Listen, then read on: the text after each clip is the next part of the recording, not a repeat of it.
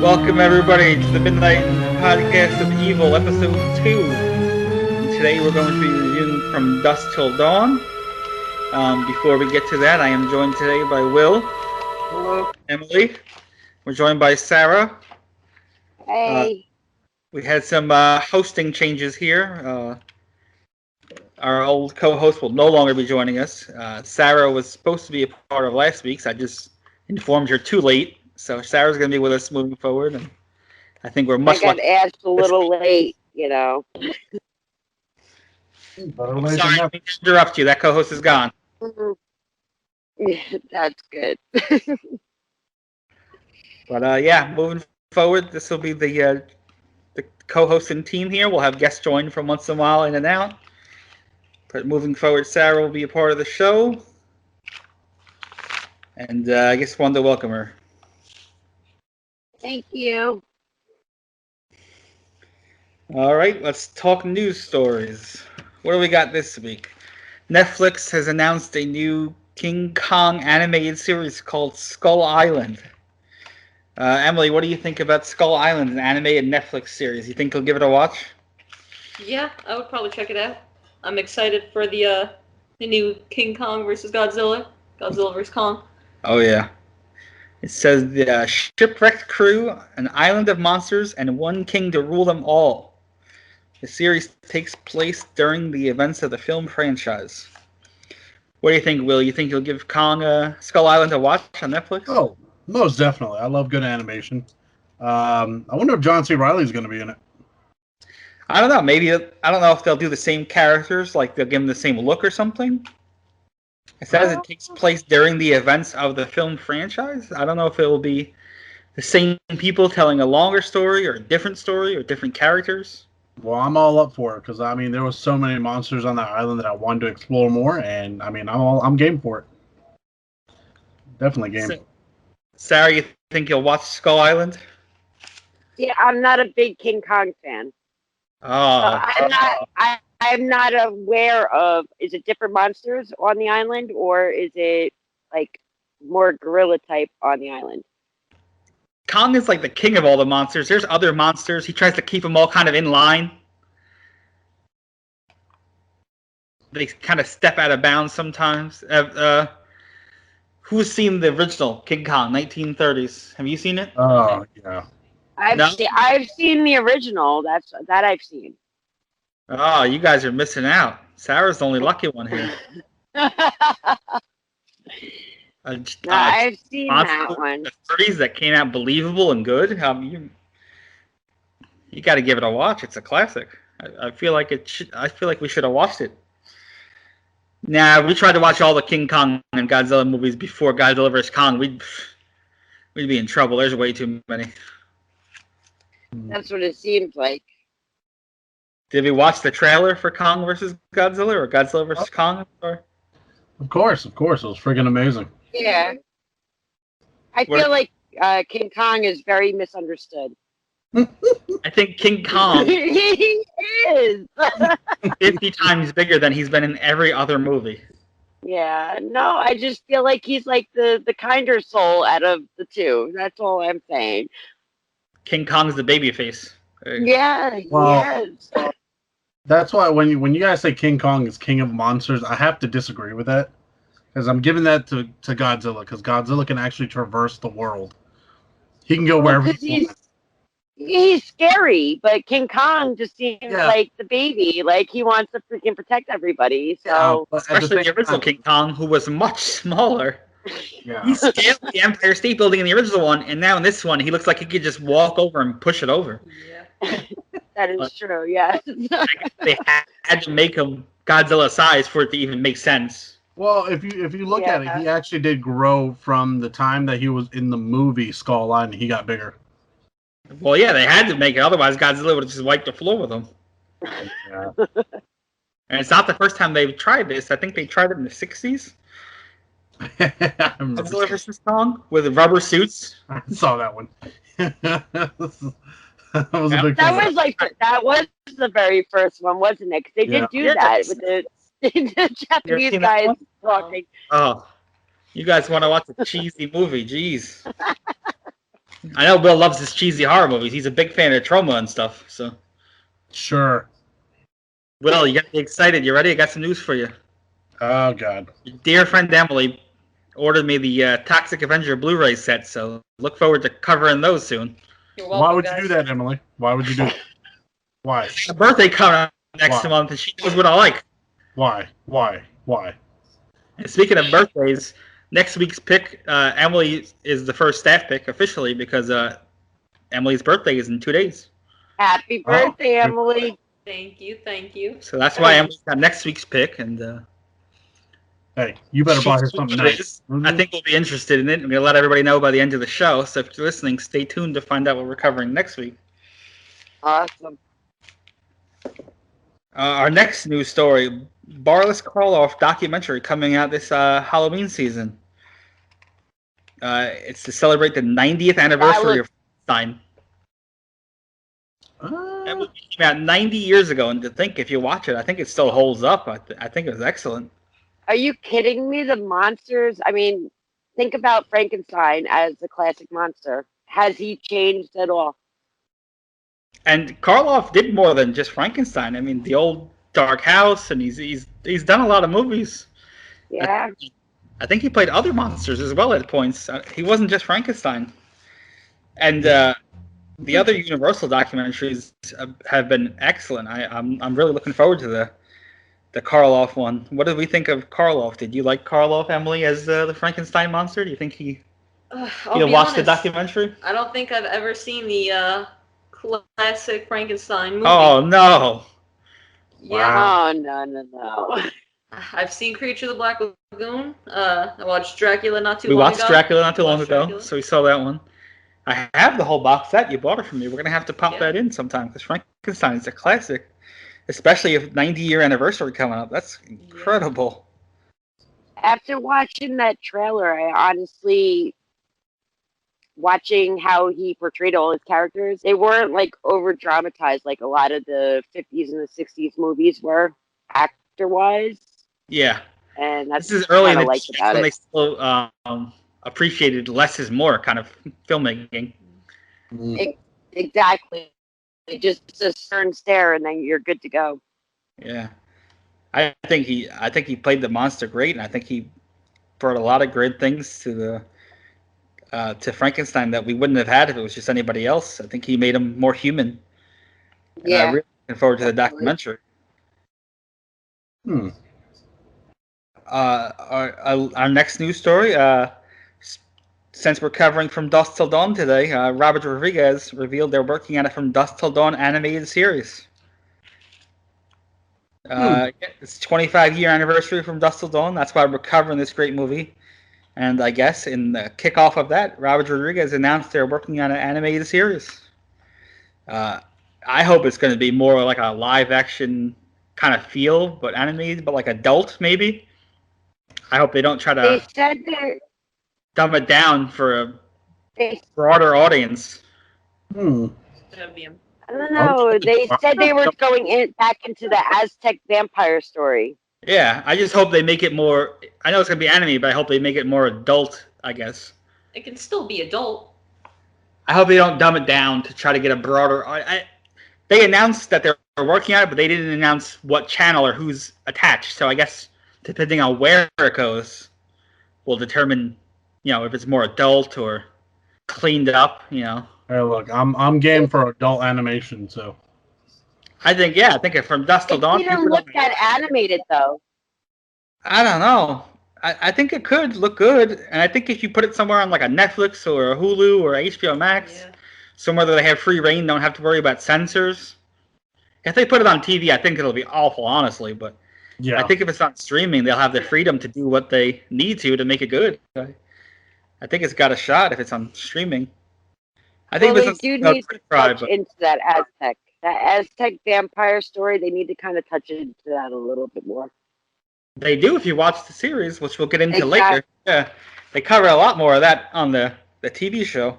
Did we watch the Wrong Turn trailer? Yeah. Try to say that sometimes freaking fast. Jesus Christ. Have you seen the original Wrong Turn? Emily, did you see the original Wrong Turn? No. Emily has not so seen many it. movies I have not seen. Emily's got a giant list, guys. It's like 4 pages long already It's not. It's, I it's bet. 2 pages. of horror movies that she hasn't seen that she has to see. Now, there's still some pretty big ones I haven't seen.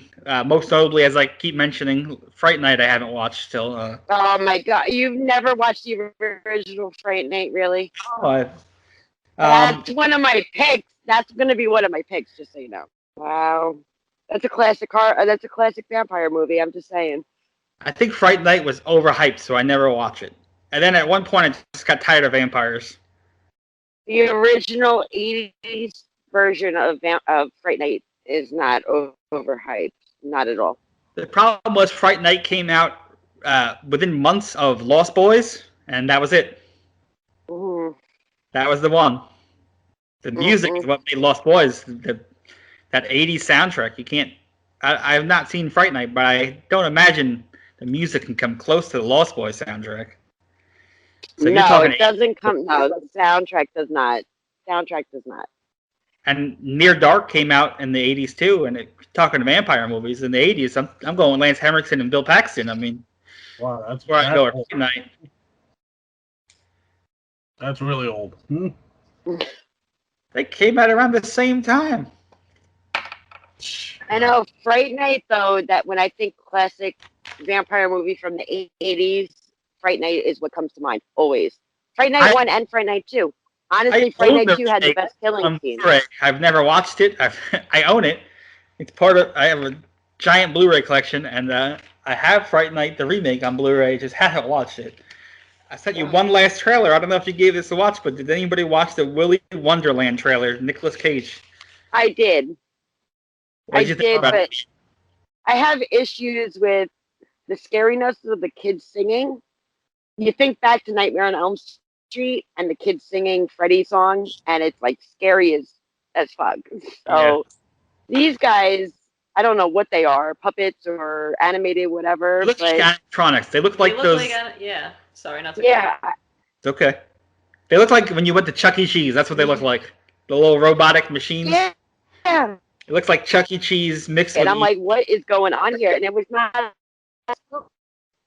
spooky at all. I've taken my kids to worse. I'm sorry. I've never played. What's the name of that game? Five Nights at Freddy's. Five Nights at Freddy's, but that's kind of vibe. Yeah, I've never played it. I've seen it because it has. Well, they do look like it. Yeah, they do look like it. That's the kind of vibe I got from it. What do you think, Emily? You think you'll watch the movie? Oh, I'm excited for it. It's sometimes it's hard for me to take Nicolas Cage seriously. Yeah, in certain movies. That's everybody. This movie looks really good. That is everybody. Yeah. Will, do you think you'll watch the movie? Will, do you think you're gonna watch it? Of course. Why not? I have no reason to not watch it. He did great in that Mom and Dad movie on Hulu. I haven't seen it. I haven't seen that. Yeah, you still have not seen that. I've been telling you guys to see that for a while now. See that movie. He did very, very well in that. I heard he did good in Mandy. I haven't seen it. That one. Color Out of Space. I love Color Out of Space. That was phenomenal. We're gonna list our top 10s one of these weeks, and I don't know, but Color Out of Space is gonna be pretty close to my top 10 or on the top 10. But I love that movie. Nicolas Cage. You got your Tommy Chong appearance. I think it's phenomenal. I forgot about that. Yeah, Tommy Chong. I totally forgot about that. Tommy Chong plays, Tommy Chong, the old stoner in the shed. Tommy Chong in any movie is fantastic. So. Yeah. All right, I think that wraps up our news stories for this week. We get all our news stories from Bloody Disgusting this week. Before we hop into the main movie review from Dusk Till Dawn, I'm going to plug our social media. You can find us on Facebook and Instagram at Midnight Evil Podcast. You can find us on Twitter at Midnight Evil Pod. Currently, we are streaming on Anchor, Stitcher, Google, TuneIn. You can find us on YouTube. You can find the episodes on Facebook. We're working on getting on more platforms, but so far we got on these couple ones. We're going to hop right in. We're going to hop right into 1996's From Dusk Till Dawn. It was released on January 19th, 1996. It was R-rated. Runtime is 1 hour and 48 minutes. And considering it came out January 19th, we're only a couple days off from the 25th anniversary. It's a horror action movie released by Miramax and Dimension Films. It had a budget of $19 million, and the box office came in at $59.3 million. So it looks like they cleared, $40 million just in box office, and I know they've made a ton of money in DVD and Blu-ray and even VHS sales back in the day, and all kind of licensing deals. It was written by Quentin Tarantino, directed by Robert Rodriguez. Robert Rodriguez also directed The Faculty. I don't know if you've ever seen that. I always forget he directed that. Sin City, Planet Terror, and probably some of my favorite movies, the Machete movies, Machete and Machete Kills. The movie starring Harvey Keitel, George Clooney, Quentin Tarantino, Juliette Lewis. We also see Selma Hayek, Fred Williamson, Cheech Marin, Danny Trejo, Tom Savini, John Saxon, John Hawkes. And that's just to name the most noticeable ones right off the top. I think it has an incredible cast. First of all, what do we feel about the cast? I mean, could you get a better cast of all-star and even, B-star backup, but you still got main big stars? I don't remember like many main horror movies that came out at theatrical that had that kind of a cast. Can you think of any with such a big name, like mainstream notable cast like that, Emily? Well, you could try to get a better cast together, but it'd be damn hard. Yeah. Can Will or Sarah, can you think of a horror movie that has like such a noticeable cast with especially A-list people? You got Harvey Keitel and George Clooney right off the bat. Isn't that what attracted people to the movie to begin with, though? Yeah, I think you took a horror movie and you put such big people in it, and for a grindhouse, low budget feel kind of movie, and you got Clooney and Keitel just right off the bat, I think. And Quentin Tarantino was just at his prime at that point too. Yeah, he's fresh off Pulp Fiction and Reservoir Dogs, and Yep. And I think they had nice tiebacks, with Tom Savini being who he was in horror, and Danny Trejo wasn't there yet, but you got John Saxon from Nightmare on Elm Street and Nightmare on Elm Street 3 and Black Christmas, and tied it all together. And John Hawkes would go on to have a great career, Deadwood and Eastbound and Down, and all kinds of movies and award nominations. And I think they had a hell of a cast here, and I don't think it would have been the same movie if they didn't have George Clooney in it. This was his breakout role, really. I mean, I'll admit the only reason I watched it was because of George Clooney and Salma Hayek. So, I mean, he was an ER, really. Salma Hayek. Of course, He's a big guy, but in movies he hadn't really had that many big roles before this. Oh, I know. I figured. No. Go ahead, Sarah. I'm sorry. No, he didn't, because ER was his major breakout role in anything related to TV or movies at that point in the early 90s. Yeah, he had some movies in the 80s, even some horror movies. Grizzly 2 he was in. He's in Return to Horror High, which was the first movie I saw him in. He's in Return of the Killer Tomatoes, Will's favorites, Yeah, okay. He didn't make it big until ER happened, and then after that his breakout role started happening.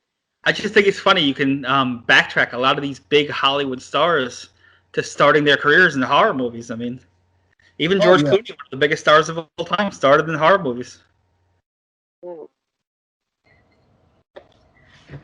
George Clooney, Kevin Bacon, Johnny Depp, just to name some of the big ones. Leonardo DiCaprio, I mean, some of the biggest names of all time started in horror roots.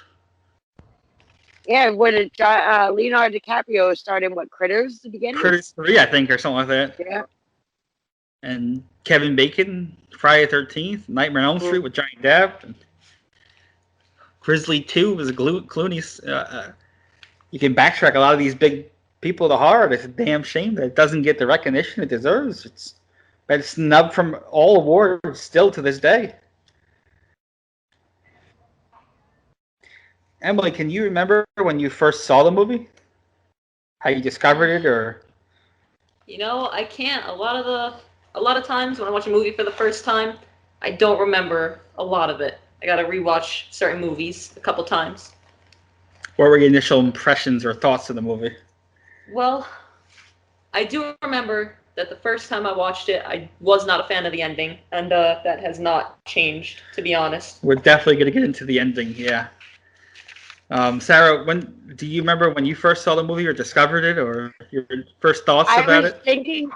I was thinking about that question. Honestly, I just remember seeing it with a bunch of friends that were Quentin Tarantino fans, and we checked it out, and I was like, this was like a whole different genre to what horror movies were back when that actually came out on like DVD or VHS. I can't remember if it was even that.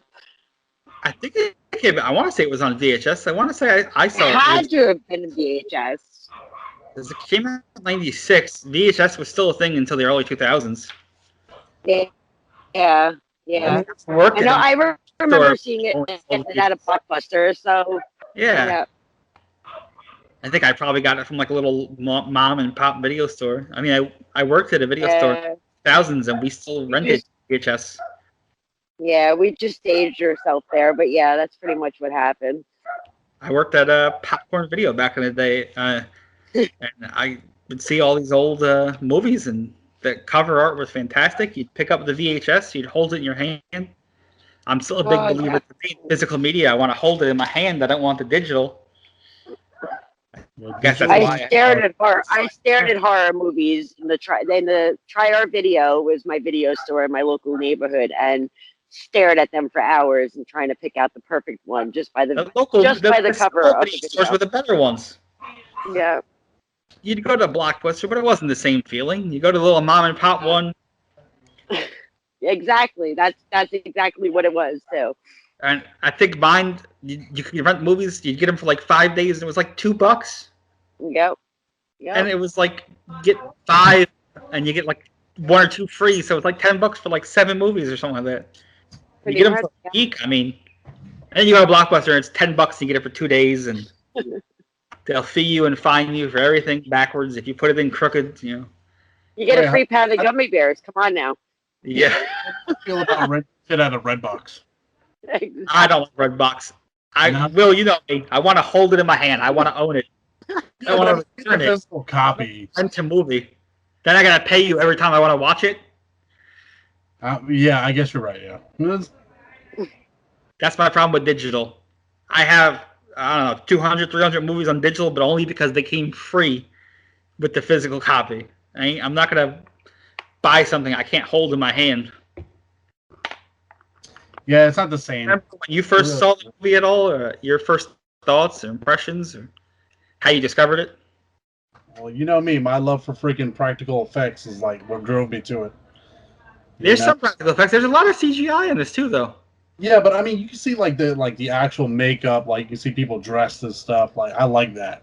There was some CGI in it, but like I still like some of the zombie guitar, the carcass guitar, the vampire had. That was my favorite. Sorry, that was. I didn't like that he killed himself. He took it away from them. Yeah. Emily, did you have a favorite character from the movie at all? Oh, it's so hard to pick one favorite character when you've got all these incredible actors and personalities. I love Tom Savini's character. Sex Machine. Sex Machine, I believe his name was. Come on, this guy's like gun. Yeah, I like the cockpiece gun. The cockpiece gun, see? Yeah, that's my favorite too. What are you gonna do with that, honestly? And I was trying to watch it before when they stabbed Quentin Tarantino. In the background, you could see Tom Savini mouthing something. It looks like he's mouthing "what the fuck" or "wow" at one point or something. You could see him mouthing it though. Really? Yeah. I didn't notice it. I didn't notice until I watched this movie. I didn't notice safety tip on it until I watched it again. But he used a BB gun in the gas station convenience. It looked like with the red tip. But yeah, we're watching. You can see Tom Savini mouthing something, almost like he's practicing his line on set, and they caught him on camera. Yeah. But that coincides with how the Quentin Tarantino's character actually thought he was mouthing something through that whole thing. Yeah, see that. I wouldn't put that past them, honestly. Yeah. Sarah, who would you say was your favorite character in the movie? All right. Well, I have a thing with the clinic and with Richie. Honestly, he's just crazy. And then, of course, you got Cheech's part. Was that Cheech? Yeah, that does like three different parts in the fucking movie. So 3 parts. Well, Carlos was just classic. Carlos had one or two lines, and he was classic through the whole thing. But yeah. You got the pussy part. You got the pussy part, which is a classic line through. Anybody quotes that movie, that's the part that they quote. So he's got apple pie pussy. Apple pie pussy is the best line ever. He's barking. He's selling pussy. He's doing his job. But he named the white girl at the end of it all apple pie pussy. Just saying. It was a slice of America, south of the border. Wow. Yep. Will, would you say you had a favorite character in the movie? I mean, honestly, I just like the combination of George Clooney and Quentin Tarantino working together. One's cool and like calm, the other one's just psychotic. Love it. Yeah. They worked well together. That's why I really like that. Granted, I'm a little upset Salma Hayek didn't have a bigger role in the movie, but probably early in her career though, 96. Oh yeah. Other than that, I'm okay with it. But I'm gonna point out that Salma Hayek has like a big fear apparently of snakes, and that whole snake scene, she was traumatized throughout the whole thing. Oh, I was traumatized when it turned into. I don't know how she did all that. I don't know how you. I think they're supposed to be bats, but they look more like snakes to me at one point. Yeah. The way that she was shaking her hips throughout that whole thing, I don't know any woman that has a fear of snakes that can do that. It's the magic of Salma Hayek. I'm gonna have to go back and study that hip shaking scene again. I think. The science. Once I read that, I was like, yeah. I don't believe it. I don't believe she had a fear of it, but she did. Apparently, she had a big fear of it. Well, we're gonna do some more research on this, I think. I know I am. No, I'm just. I'm gonna go ahead and say, yeah, Tom Savini is also my favorite character, though. That or Danny Trejo, young Danny Trejo as the bartender. I was really shocked that I was like, wait. Once he talked, I didn't realize he was in that movie. Which of course he's in that movie. I should have known better, but. Oh yeah, he's awesome. Or even John Hawkes. I like John Hawkes early on in the gas station. Early in his career, yeah. he does a really good job, even though it's still early in his career. But it's hard, I guess, to narrow a favorite down, like Emily said, when you have so many good characters and great actors. That's the problem with those kind of movies, though. What about a favorite scene, Emily? Do you have a favorite scene? Let's talk about this dance scene again with Salma Hayek and especially Tarantino. I think you just stole Will's favorite scene. Thank you. What did you like about the scene? Besides the boobs. The boobs? Well, it's a very enticing scene, Enticing? It really draws your attention into the movie, of course. Honestly, I agree, because think about all that took to get the liquor down the leg, into the guy's mouth, all that type of stuff. Yeah, of course, they the are foot vampires. fetish. I don't know about in this movie because they don't really address it, but usually vampires can read minds. Yeah. Well, we all read Quentin Tarantino's mind because we saw, once again, his love for feet. Yeah, what is up with that? Every movie. We just watched Death Proof again the other day, and he loved with the foot's hanging out the car, and the guy has to come up and blow on it and try to lick it. Yeah. He's always got, like... I've never... Watch Death Proof again. There's the scene never where... thought of that. One of the deleted scenes? It's on the extended cut, yeah. The girl's foot's hanging out, and Kurt Russell comes up, and he's, like, blowing on her toes, and he's trying to lick her foot, and... Hey, man, no shame in the kink, but that's a little too much for me, man. Hey, everybody has their fetish, okay? Oh, yeah, there's nothing wrong with that. But I guess you could have worse. Yeah, you could definitely have worse. Definitely could. Ugh, so weird. What was your favorite scene in the movie, Will? Favorite scene in the movie?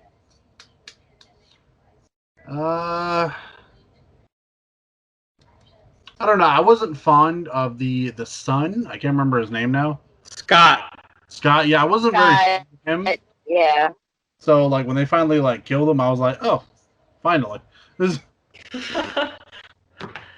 Damn. It's cold-blooded. Yeah. sorry. I just he was Will wanted the blood characters of I just innocent on did his not like. I just did not like him. I mean, I wasn't a fan of the religious father either, but I mean, I get it. You got something against religious fathers in horror movies? What about Mel Gibson? Come on, Signs. Oh, terrible. No, I'm just. Oh, what a classic. Oh, That was almost Emily's Classic. original pick for next week, but then she changed one? it. Signs was almost her original pick. Signs? Yeah. Would you really consider that a horror movie? I think it has horror elements, but we Sci-fi. also said sci-fi as well. well, there are certain movies Paranormal. Yeah. Suspense, and horror. then it picks up right at the end. It's like a thriller sci-fi. Okay. But she changed the pick anyway. We'll talk about that at the end of the show. But yeah, originally she was deciding between Signs and Dark Skies, and both lost out. Oh, Dark Skies was good. Dark Skies was one of the rare movies. I don't know if it was the time and place where I watched it and the circumstances, but scared the crap out of me when I first saw it. Oh, yeah. Not many did. That was one of 3 movies ever that actually, maybe 4. Actually 4, I guess, because when I first saw Sinister, that was pretty creepy too. Oh, Sinister is creepy. Oh, I love those movies as well. Ethan Hawke in that first one was phenomenal. Sarah, what would you say was your favorite scene in the movie? Honestly, well, death scene or just scene altogether? Just scene all together. All right. Well, I kind of like that whole heart in the hand Indiana Jones theme in the back of it. Yeah. All right, punches through the Where guy's. he stabs it with a fucking pencil, and it's got the Indiana Jones music going in the background during it. I don't know. Freddie Williamson doing what he does best, being a badass. Man. I don't know. I just like that whole tribute to Indiana Jones throughout that whole scene. It felt very throwback to his exploitative Yeah. movies. I think Yep, he gets definitely. underlooked because I think he was always played second to Rudy Ray Moore. Yeah. Freddie Williamson was a huge star in those movies back in that time and era. To see him in this movie was awesome. Yep, definitely. What about, was that your favorite kill as well, or just favorite scene, or did you have a favorite kill? I didn't have a favorite kill. I like the guitar playing Decapitated Body. That's like honestly a classic. So I like Rock On after it. So yeah. Will, did you have a favorite kill in the movie? I don't know. I want to say like some of the favorite parts that I had was when the religious father put the the cross and the shotgun together, and he had just an exploding cross. Baseball bat. Yeah, and the there you shotgun. go. I kind of like that for some Cross. reason. I found that entertaining. I want to say for me it was when Fred Williamson flipped the table and like spiked all 4 of the dancers onto each post corner. Okay, that was pretty From funny. like each direction. Did you actually hear about Fred Williamson having like before he started or did movies? He wanted to be the tough guy. He did not want to be dead afterwards or anything. He actually had rules about that except for this movie. Oh, he's got an LL Cool J clause in his contract. He can't die. Yeah, pretty much except for this Man. movie, from what I've heard. That's some bullshit. I hate those clauses. But he actually died in this movie, so he thought enough to do that.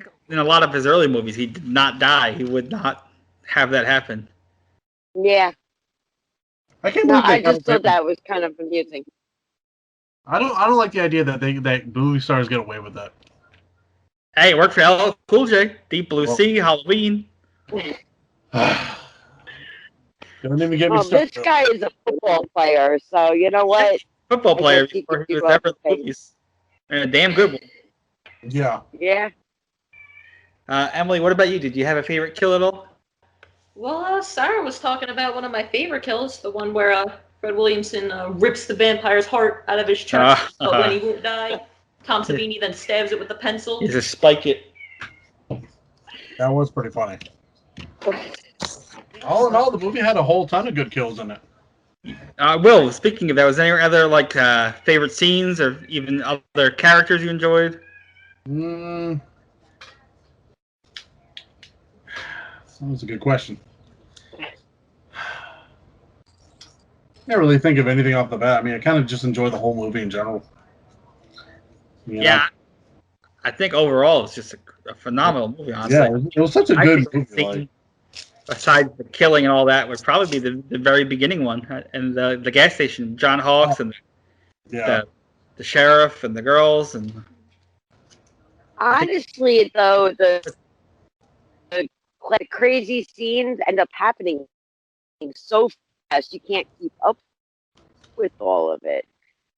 I mean, I remember watching the going movie on, definitely. time, and I enjoyed it. Emma, would you say you had another favorite scene, a favorite character, or? Well, there's so many. This whole movie is just one awesome scene. Yeah. There's not one part of this movie that's boring or slow. And I know they used a lot of CGI, but I don't think it was overdone, and I don't think it was bad. Oh no, definitely not. Definitely. For the late '90s, it was this was pretty good.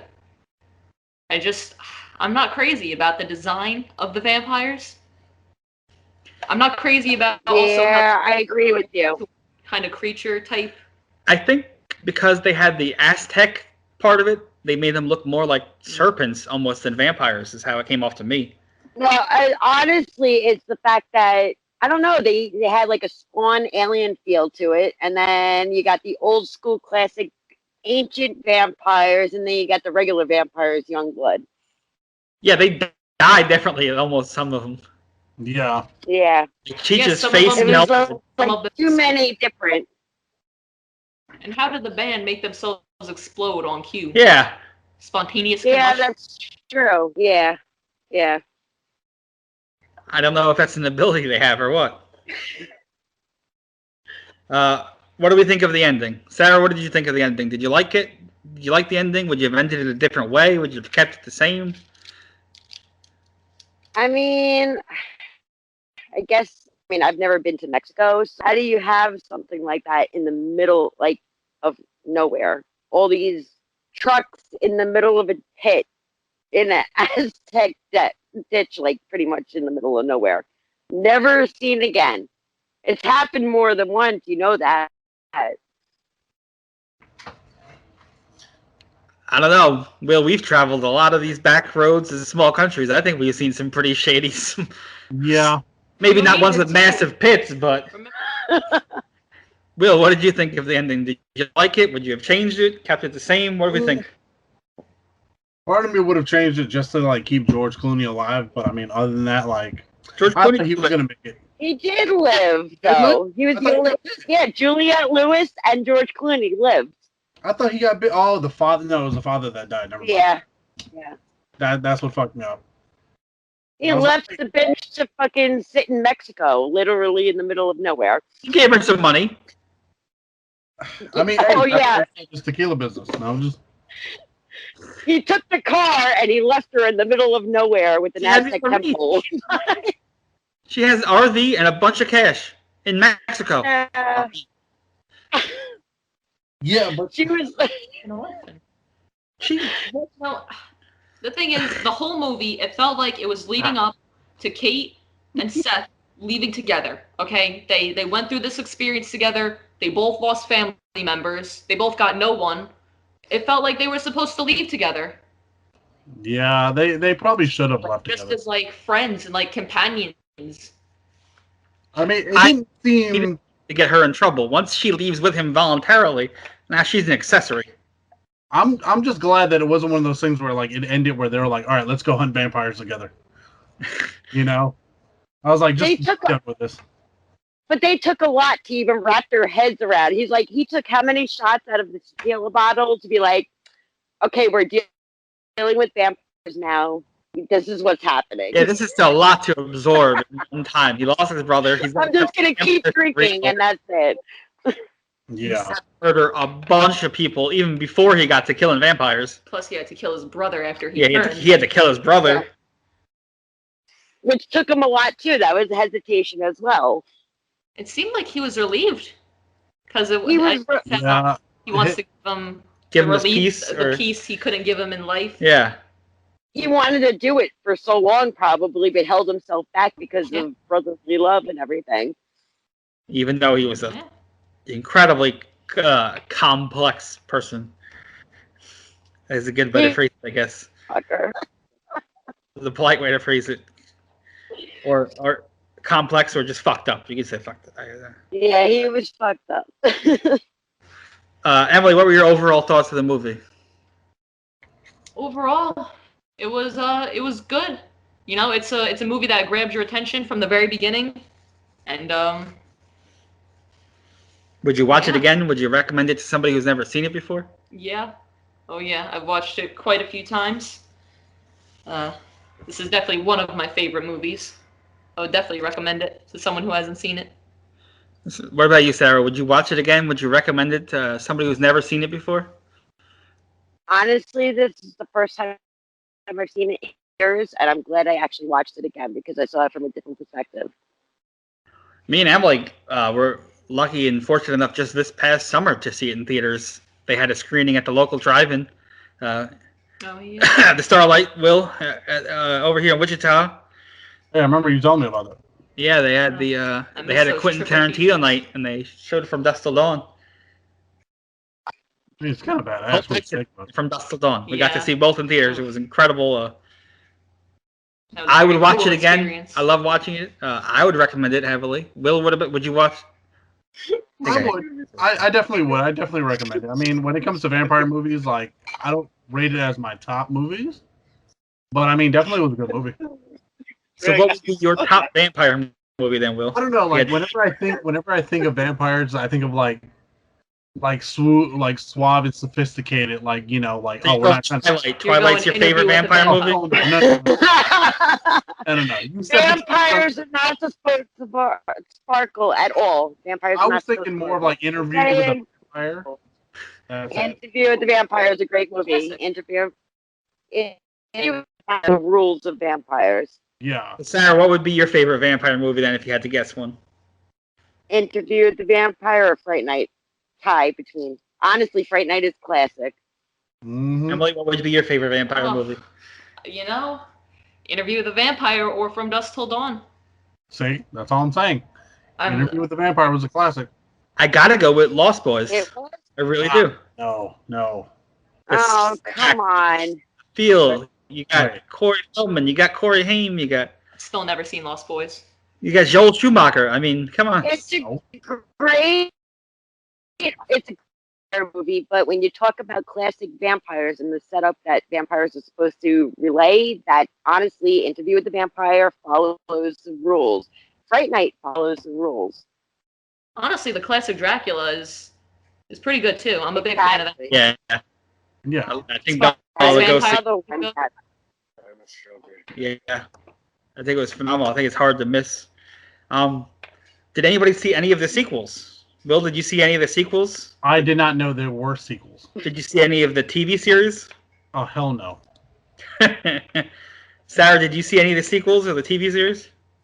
Same with Will. I have not. I didn't even know there were sequels. Honestly, Yeah, From Dusk Till Dawn 2, Texas Blood Money, came out in 1999. And From Dusk Till Dawn 3, The Hangman's Daughter, came out a year later in 2000.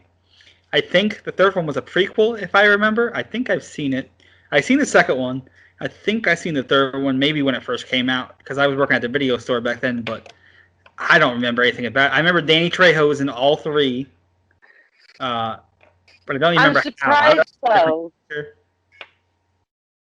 I'm surprised with the prequel. The prequel apparently was better than the second one, from what I read about it. From what I remember, it's about just like a crew or like going around robbing banks or something, I think.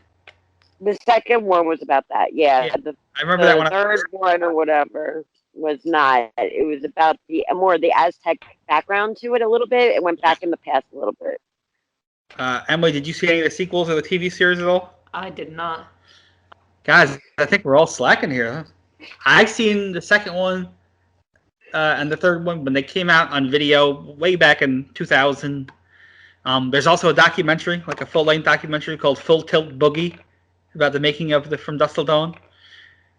I want to say I saw all of season 1 of the show, which was basically like a retelling of the first movie. Season 2, they delved more into the Aztec. I gave up when Wilmer Valderrama, Fez, I couldn't take it serious after he became the villain of the show. They lost me there. How could you, though? Honestly, Fez being any character besides Fez is just it just throws you off. It was hard to see him as anything else.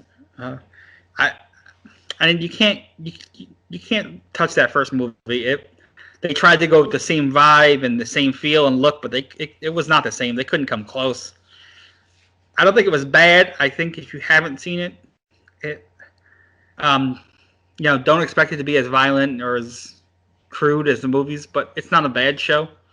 It was on El Rey Network, which is, I think it's like one of those premium cable channels, which El Rey Network founded by Robert Rodriguez, the director of this movie, and once again he used El Rey, so I think they were okay. I think they're worth a shot.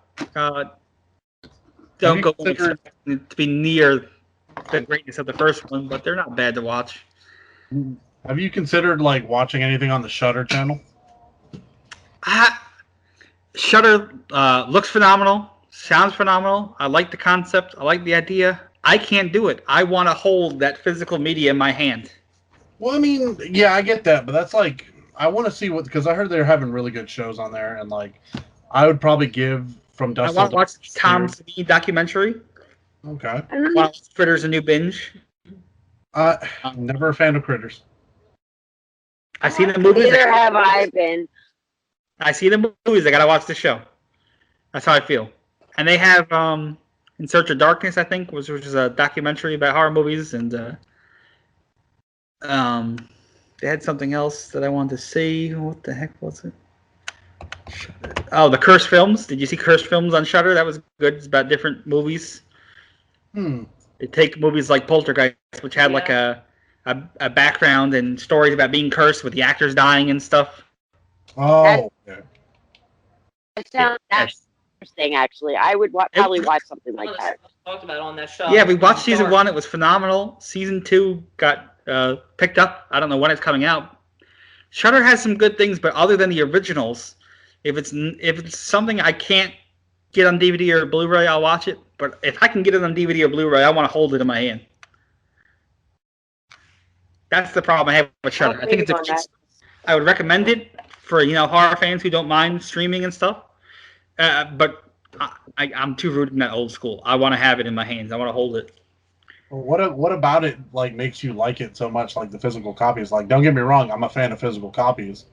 I like to put the disc in the player and everything, but like still, you would save up so much space. So Quibi was a multi-billion-dollar launch with tons of media companies behind them and great investors. I don't want to invest all my money into something like Shudder or some kind of service where you don't even own it. You're just renting the stuff.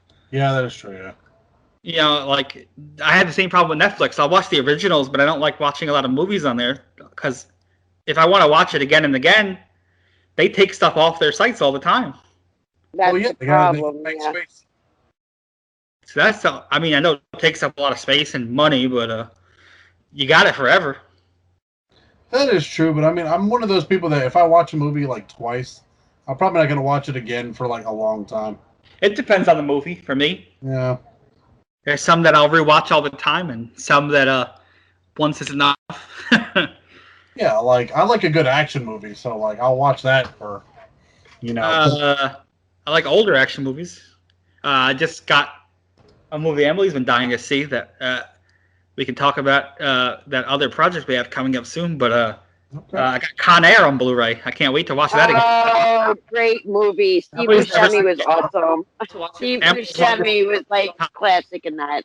Yeah, and that's one of those movies that when that other project comes out, that's definitely something I'd be open to covering. And that's another movie with a great all-star cast with the Danny Trejo and Dave Chappelle and Nicolas Cage and John Cusack and Steve Buscemi and Steve Buscemi, that was what made me fall in love with Steve Buscemi, was that movie, honestly. And he didn't even have that big of a part in it. oh yeah, he was phenomenal in that though. And then right after that, he did Armageddon and Uh, he did all these low-budget movies that you've never heard. I've seen him in a movie in the early 2000s called 13 Moons. He was phenomenal. He's done so many great movies. But final thoughts. Definitely recommend From Dusk Till Dawn. I think Sarah said it's on Amazon Prime. it is on I got it on Amazon Vudu. Prime. Yeah, it's on sale on Vudu now too. If you want to buy it, I think I got it for like $6. You can buy it on Blu-ray still or DVD on Amazon or wherever you find movies. But, let's talk about what we got coming up next week. Next week is Emily's birthday, and I mocked up. We have ambitious hopes here, and I mocked up a schedule for the whole rest of the year with a lot of staff picks. And Emily gets the first staff pick for her birthday. And Emily's staff pick, we're going to go back to, I think it's the 80s. We're going to go back to 83. And we're going to watch. My error. We're going to go back to 83. We're going to watch a Stephen King movie here. He didn't direct or anything, but it's based on a Stephen King book. And we're going to go back to 1983, and we're going to cover Cujo next week. Oh, awesome. Haven't seen this movie in years, but I feel like it's a very realistic theme. Could happen to anybody. I think that's what makes horror movies more scary, is when it can happen. when it's to rooted anybody. in realism. Definitely. Yeah. I mean, anybody's dog can get sick or Yeah. rabies or something can happen, and so I'm looking forward to covering that. We do got some big things coming up. We got some cool movies coming up. We got a lot of anniversaries and events tied in, and we're going to cover some of the classics. We're going to listen up. We're going to cover The Omen coming up and The Howling, and we got Leprechaun coming up for Will, and why? Why? because when it comes to horror, that's your pot of gold. Awesome. Come on now. Wow. We're not going to take you back to the hood, not yet, but we're going to take you to Leprechaun. Please don't take us back to the hood, please. Maybe in due time we'll go back to the hood, but we're going to cover the original coming up, and we got some other holidays, so look for some holiday-themed movies. You got your Valentine's Day coming up and your 4th of July's, and if you know horror, think about it long and hard. You might be able to guess some of the movies we got coming up, and of course you got Halloween and Christmas, and so we got a long, full schedule ahead, and we're hoping to be back here every week. Like I said, we might have some people jump in and out, but these are going to be your co-hosts. We also are looking in the next maybe week or two or a couple of weeks. We're going to be launching a secondary podcast. We're going to be taking you back to the movies you love. So it's going to be on the same feed, but we are going to be covering basically any movies that aren't horror and sci-fi related. You're going to cover your comedies or your action movies or drama, whatever you want to, big historical movies. So we got that coming up, and we have some other ideas maybe for some other ones in the future.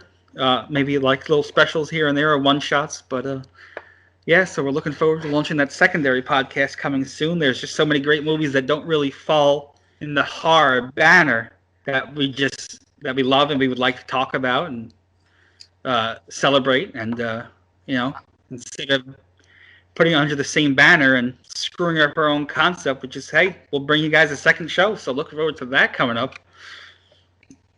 I want to thank you guys for being here. Thank you for listening. Hopefully we keep getting better. All my co-hosts were sober tonight, so I think that helped. It does. It does a lot. I appreciate that. I know you're not getting paid, so I appreciate getting sober. We're gonna hop off though here. So we got Cujo coming up next week, Guys, thank you for listening. Hopefully you had a good time. Thank you guys for being on here. Will, Sarah, Emily, thank you very much. And we're going to see No you guys problem. next week for 1983's Cujo. We'll see you Only next week on five. the Podcast of Evil for episode 3. All right.